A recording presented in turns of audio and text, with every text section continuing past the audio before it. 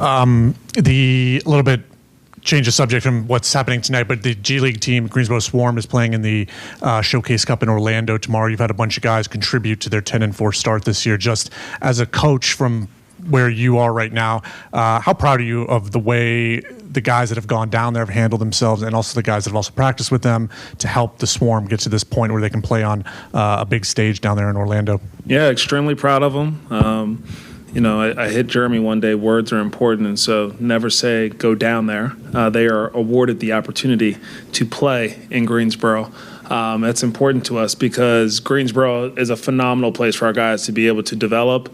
I think that Coach Baker and his staff and all the players there have developed like a great sense of culture and environment. They're literally a spitting image of what we're about. Just obsessed with daily improvement, the competitiveness, the togetherness, and so it's always valuable for the players to be assigned there, to get to play extended minutes, to be in the same environment that we kind of cultivate here. So I'm really happy for them. I'm actually trying to figure out how maybe I can go support them tomorrow because that's important to me, and I appreciate all the work that all those guys as players put in and contribute to our organization and as well as the staff. You could always say up because it's geographically up.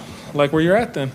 Geography wasn't my strong suit though, so. It's all good. It seems like LaMelo is trending towards being back tonight, given the update in the status. If he were to play tonight, is it a minutes restriction type thing? Will it look kind of like it did before? What are you envisioning? Yeah, he's responded well so far to the practices and increased workload at practice and contact and all that stuff. So I think he has one more thing to be evaluated on during his pregame warm-up, and we'll see how that goes. But, yes, trending in a good direction. And for his first game back, I want to make sure I'm just putting him in his best position, again, to be able to maximize his availability. And so we'll see what that looks like. It'll probably be somewhere around the same as what he was playing before because I do want to be mindful. I also just want to be mindful of what kind of stints we're throwing him out there. I want him to be as competitive as possible.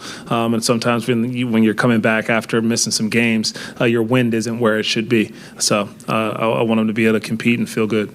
Looking at Khan's splits, I think it's somewhere in the neighborhood of 47, 45, 90. Don't quote me on those numbers, but if it's something close to that. And in terms of from field goals, threes, and free throw, for a rookie, can you just put into context how incredible that is just as a player overall, but doing that as a rookie this far in? No, it's impressive. I've been around a couple guys that have been, striving towards that during a season, during my time in Milwaukee and Boston. And so when you see the work that those type of players put in, the shot quality that they're able to create to kind of put themselves in a position to have such high field goal percentages, it's impressive. And so for a young player at his age and your first year in the NBA to do that just shows the type of maturity that he has, the awareness of the shots that we need him to take, the shots that we think the team needs to take.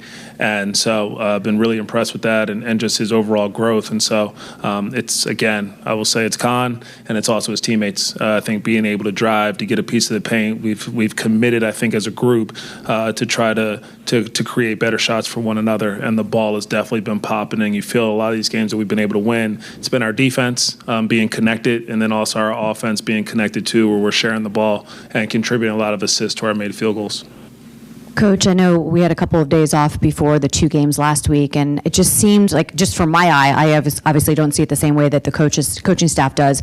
It seemed like some of those rookies were just like a little crisper, like a little more intentional, and I'm wondering what you saw, especially from a guy like Khan, who's played so many minutes, to come back after having a little bit of a break. Yeah, trust your eye. You've seen a lot of basketball. You've seen a lot of sporting activities. And so I think that practice time is always really valuable for probably every team, to be honest, but especially younger players. We are able to kind of slow things down in a drill setting. You're able to teach a little bit more. You get more reps of it in our vitamins that we have pre-practice. And so when you can continue to just get reps and coaching and teaching, I think it definitely helps you. I think also kudos to our players and our performance staff, the recovery metrics that they take on while we have a couple days here in between practices and games. I've read and heard a little bit of things recently. People talk about how basketball has become a possession game and how teams are really emphasizing grabbing offensive rebound, clearing the glass on defense, which are two things that you guys do really well.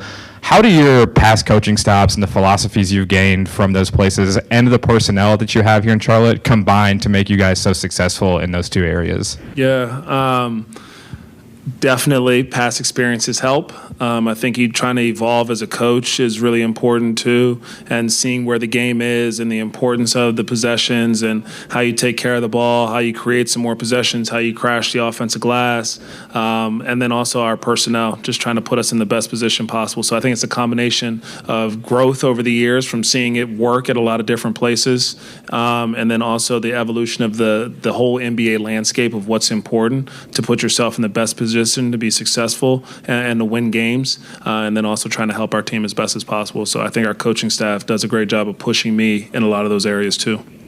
It's totally changing the subject. Pete Elliott can be heard on broadcasts counting down the shot clock from 5 to 1 when it gets to that point.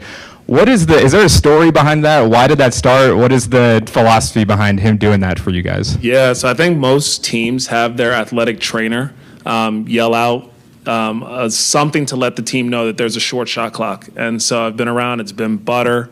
It's been money. It's been all types of things. But it's usually Pete Elliott's position that does it. And so he's taken it on. He's got a big voice to be able to do it. I actually remember when we went to the bubble, I had to take over the trainer's responsibility for doing it. And so you definitely have to be able to project. And the players will let you know if they couldn't hear you. So he's got a tough job. What was your word? It was butter at that time. Going back to Con Knipple, someone who's, like he said there, almost shooting 50, 40, 90, who's a committed defender already, who can play make. How do you see his development when some people might say, oh, well, how much better can he get? How do you see him developing over the years? Yeah, I see a guy that's committed to just trying to get better in a lot of different areas. I just actually saw something from a Hall of Fame player just talking about greatness means just all the small details and all the consistency with those details and never being complacent with where you are. And so I just see Con as one of those players where how can I add a little thing here? How do I keep getting better? How do I keep contributing to winning? And so I think that he'll continue to get better as a defender because he'll understand personnel and tendencies because he watches so much film. Offensively, he'll understand how he can kind of get to his spots a little bit better. I think he'll continue to improve as a shooter and how he can hunt more threes or how he can create more separation. So all these things will come over time, but I know he doesn't rush the process. He's focused on just that everyday, daily improvement. And so his growth, I don't even want to put a ceiling on it because I think he has the right mindset to just keep adding something every day, sharpen his strengths and improving on his weaknesses.